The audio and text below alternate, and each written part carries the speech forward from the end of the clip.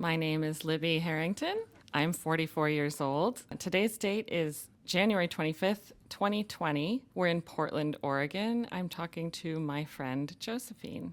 I'm Josephine Potter. I'm 38. Today's January 25th, 2020, Portland, Oregon, and I am my partner's friend.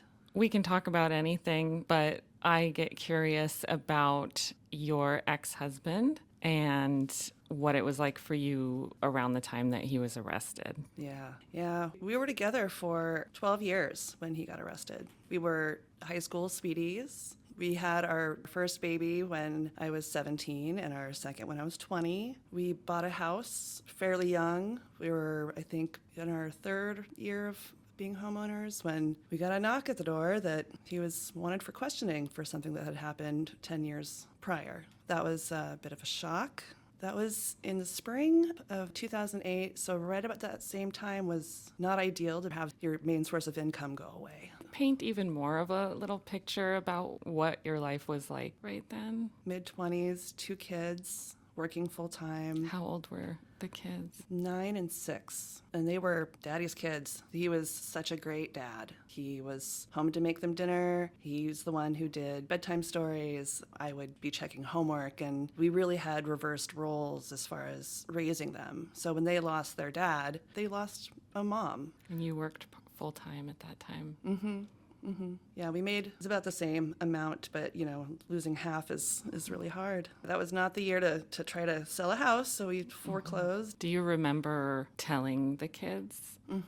That was tough. When he was actually arrested, the police were fairly nice. They didn't come into the house and just take him. He was driving to work, and they pulled him over on the highway, arrested him there, and then they drove the car back to my house. I didn't have to pay for an impound. I got a call at work, and they said, your husband will not be home to pick up the kids from the school bus. You might want to make other arrangements. I just didn't know what to say. I don't even remember what I told them, except for he wouldn't be home tonight. I just put it off.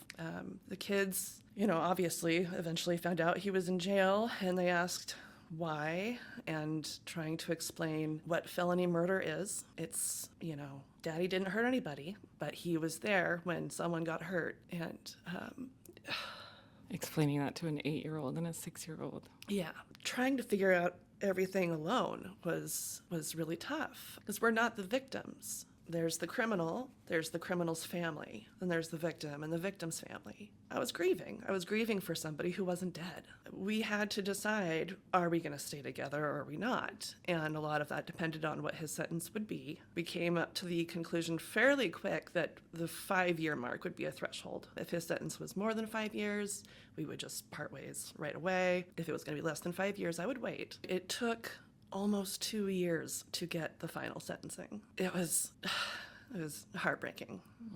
It was over 5 years. It was 14 years is what he was sentenced. We became very good co-parents and good friends. And he is still in prison for a few more years, and our kids are now 21 and 18. I remember at one point we were visiting him, and I think the kids were 11 and 8 or so, and James was asking, where am I going to live? One of the kids said, Dad, you can live with me. I'll be an adult. And that idea of... It's also very sweet. That's still a possibility. That might be one of the options. The thing I think is interesting about your family is how close you are with your former in-laws, and that they love Alan, your husband, your current husband. I was not surprised that they stuck with me at first. We're always going to be family. I was worried when I got into a relationship, am I still invited to Thanksgiving? And we were invited to Thanksgiving. Actually, my now husband, Alan, proposed on Thanksgiving with my ex-husband's family, and it was beautiful. He had a ring but forgot it. One of my brother-in-laws said, oh, just get me some foil. I've got this.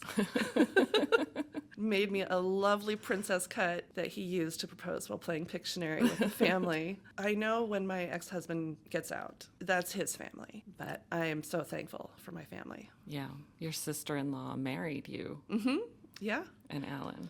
Yeah. What are the kids like now with James? Their relationship is in a weird spot right now. Everyone has cell phones, nobody has landlines. and prisoners can't contact kids under the age of 18. So I would have to be with them. They would have to use my phone. So now it's kind of weird. And so I don't get to overhear everything anymore like I used to. They're adults. They're getting to have a relationship with their adult dad. And I think as they are getting more life experience, they are forgiving him for not being there. When you see your kid light up because they know their dad's calling, it's just, it's heartwarming.